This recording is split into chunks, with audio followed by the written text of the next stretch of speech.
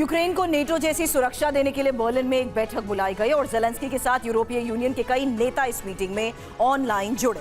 लेकिन उसी वक्त मॉस्को से एक रेडियो संदेश प्रसारित हुआ। नेटो से लेकर यूरोपीय यूनियन तक खलबली मच गई। ये प्रसारण रूस के उस डूम्सडे रेडियो पर हुआ था जिसका इस्तेमाल सिर्फ आपात स्थिति में रूस के दुनिया भर में फैले एजेंट से संपर्क करने और कोई खुफिया कोड भेजने में किया जाता है। डूम्सडे रेडियो पर प्रसारित हुए इस कोड में क्या था, इस रिपोर्ट में देखिए।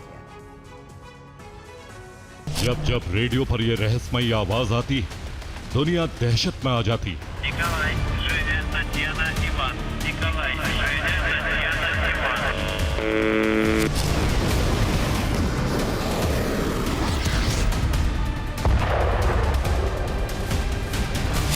रूस का ये रेडियो जब जब बजा, तब तब कुछ न कुछ बड़ा हुआ, तबाही मची, विनाश हुआ।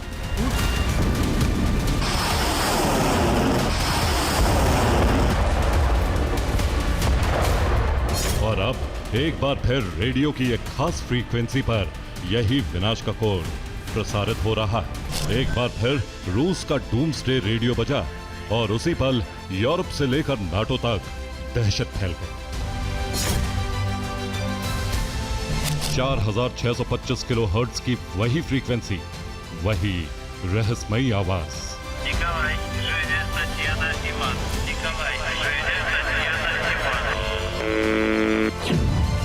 रेडियो स्टेशन का नाम UVB-76, जिसे दुनिया डूम्सडे रेडियो और रूस द बजर कहता है। ये रेडियो जब जब बजता है, कुछ अस्पष्ट शब्द सुनाई देते हैं, कुछ नंबर बोलने की आवाज आती।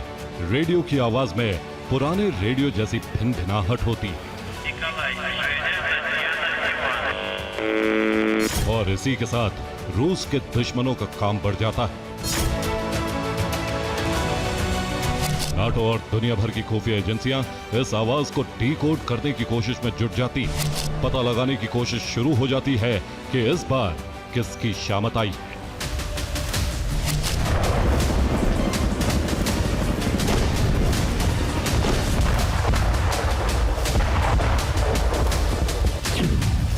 लेकिन इस बार नाटो और अमेरिका की खुफिया एजेंसियों का सिर चकराया हुआ है, क्योंकि रूस के डूम्सडे रेडियो पर खुफिया शब्द और नंबरों के साथ एक गाना भी बजाया गया। डूम्सडे रेडियो पर इस बार तचाइकोवस्की का स्वान लेक बजा। इस गीत का क्या मतलब है?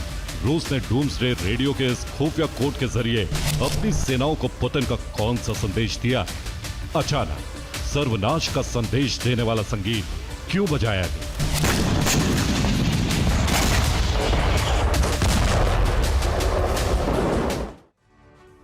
अब समझिए कि UVB-76 डूम्सडे रेडियो है क्या और क्यों रूस के दुश्मन इसकी आवाज सुनकर इतना घबराते हैं। डूम्सडे रेडियो स्टेशन को वैज्ञानिक और खुफिया हलकों में UVB-76 के नाम से जाना जाता है। इसे द बजर और प्रलय का रेडियो भी कहा जाता है।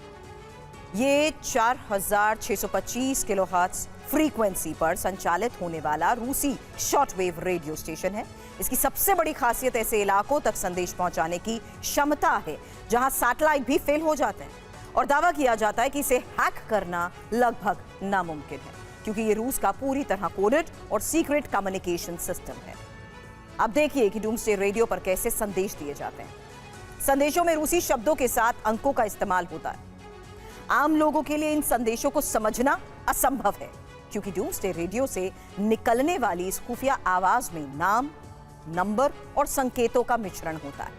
दुनिया भर की खुफिया एजेंसीज को आशंका रहती है कि सीक्रेट कोड में गुप्त सैन्य निर्देश या परीक्षण का संकेत होता है। अब सवाल यह है कि डूम्सडे रेडियो से निकलने वाली इस खुफिया आवाज से पेंटागन क्यों परेशान है और यह आवाज क्रेमलिन के लिए क्यों अहम है। रेडियो पर खुफिया कोड भेजकर रूस दुनिया भर में मौजूद अपने एजेंट्स और यूनिट्स तक संदेश भेज सकता है और इसके लिए किसी तरह की सैटेलाइट या इंटरनेट पर निर्भरता नहीं। इस आवाज को सुनकर दुनिया भर की खुफिया एजेंसीज इसलिए भी परेशान रहती हैं क्योंकि डूम्सडे रेडियो संकट की स्थिति में अंतिम संचार लाइन मानी जाती है। यानी जब यह रेडियो बजता है तब रूस की ओर से आपातकाल में अपने एजेंट्स को कोई बड़ा संदेश देना होता है। आधुनिक दुनिया बातचीत करने के लिए सैटेलाइट और एन्क्रिप्टेड नेटवर्क पर निर्भर है। रेडियो पर संदेश बीते जमाने की बात हो गई। इसके बावजूद रूस का UVB-76 आज भी सक्रिय है, लेकिन इसे सिर्फ आपात स्थितियों में ही इस्तेमाल किया जाता है।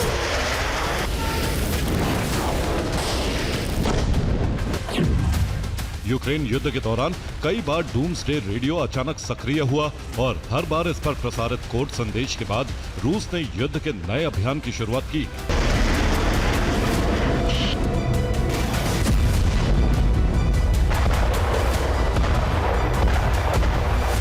इसीलिए साल के आखिरी दिन डूम्सडे रेडियो पर कोडेड वॉइस मैसेज सुनकर वैश्विक सुरक्षा एजेंसियां अलर्ट मोड पर आ गईं। टेंशन उस स्वान लेक गीत को लेकर है जो डूम्सडे रेडियो पर 2 बार और बजा। ये वही स्वान लेक संगीत है जो 1991 के तख्ता पलट की नाकामी का साउंड ट्रैक बना था। इसके बाद कोड संदेश के साथ यही साउंड ट्रैक सोवियत संघ के टूटने के वक्त बजा। इसे रूस में सत्ता संकट, सिस्टम के टूटने और एक युग के अंत का संकेत माना जाता है। और ये सब तब हुआ जब यूरोप के नेता ऑनलाइन मीटिंग कर रहे थे। यूक्रेन को और हथियार देने पर मंथन किया जा रहा था। सिक्योरिटी गारंटी को लेकर रणनीति बन रही थी और रूस को घेरने की रणनीति पर चर्चा चल रही थी। बर्लिन में कोएलिशन ऑफ द विलिंग की बैठक चल रही थी और मॉस्को से डूम्सडे रेडियो पर स्वान लेक बजना शुरू हो गया। UVB-76 1970 के दशक से बिना रुके ऑन एयर, लेकिन इस पर हर वक्त सिर्फ एक घरघराहट जैसी आवाज आती रहती है। तभी होता है जब हालात बेहद खतरनाक हो। खुफिया एजेंसियां मानती हैं कि ये रूस की मिलिट्री कम्युनिकेशन चेन का हिस्सा है। एक ऐसा सिस्टम है जो परमाणु कमांड एंड कंट्रोल से जुड़ा हो सकता है। इसलिए जब इसमें कोई कोड शब्द सुनाई देता है तो दुनिया के थिंक टैंक्स अलर्ट पर आ जाते हैं।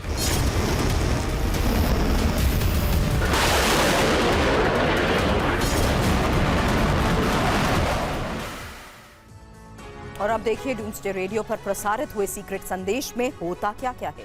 इसके प्रसारण में कुछ अस्पष्ट आवाजों के साथ कुछ रूसी नाम होते हैं। पिछले प्रसारण में जो नाम प्रसारित हुए थे वो थे Nikolai, Zhenya, Tatiana, Ivan, Olga, Elena, Leonid. इसके अलावा रूस के डूम्सडे रेडियो पर हुए खुफिया प्रसारण में कुछ नंबर भी बोले गए। ये संख्याएं भी 38, 965, 78, 58, 88 और 37 थी। हालांकि नाम और नंबर के अलावा प्रसारण में कुछ कोड शब्द भी थे, जैसे सॉफ्ट साइन, 5 साइन और रिसेप्शन। नेटो, यूरोप और अमेरिका की खुफिया एजेंसीज इन आवाजों को डिकोड करने की कोशिश कर रही हैं। अब ये भी देखिए कि इससे पहले हाल में डूम्सडे रेडियो पर सीक्रेट संदेश कब प्रसारित हुआ था। जब अमेरिका ने ईरान के परमाणु ठिकानों पर हमला किया, तब डूम्सडे रेडियो पर सीक्रेट कोड प्रसारित हुए थे और इन संदेशों में पेनिरोवका, किल्नुक, वोविना जैसे शब्द कोड शब्द थे।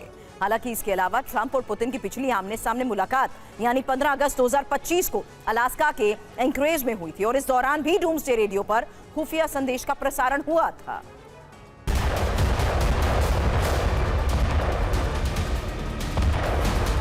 यूरोप और अमेरिका यूक्रेन को युद्ध के बाद की सुरक्षा गारंटी देने की तैयारी में है। यूक्रेन 50 साल की सुरक्षा मांग रहा है, लेकिन ये पुतिन को बर्दाश्त नहीं। यूक्रेन के नाटो में जाने की कोशिशों के बाद ही ये युद्ध शुरू हुआ था।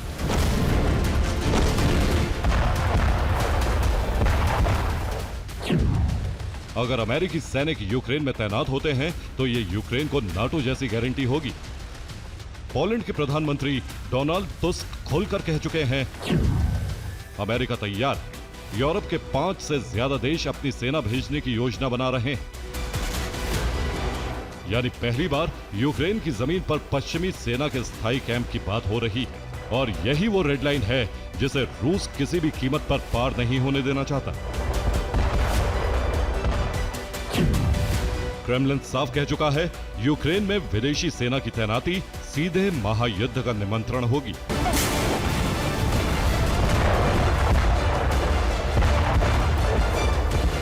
तो क्या पुतिन ने महायुद्ध की तैयारी कर ली और इसी के बारे में डूम्सडे रेडियो पर संदेश दिया गया? यह अंदेशा इसलिए भी है क्योंकि रूस ने बेलारूस में नाटो बॉर्डर के बिल्कुल पास परमाणु तबाही मचाने वाले सबसे खतरनाक ऑरेस्टिक मिसाइल सिस्टम को तैनात कर दिया। रूस दावा करता है कि ऑरेस्टिक मिसाइल मैक 10 यानी 12,300 किलोमीटर प्रति घंटा या 3.4 किलोमीटर प्रति सेकंड की रफ्तार वाली मल्टीपल वॉरहेड से लैस और इंटरसेप्शन से लगभग अजय है।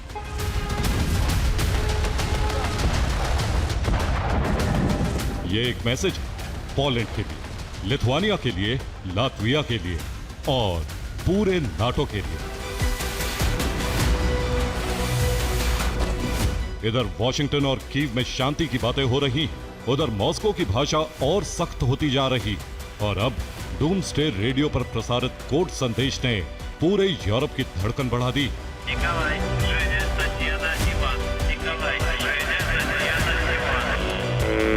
Bureau report, TV9 Bharatvarsh.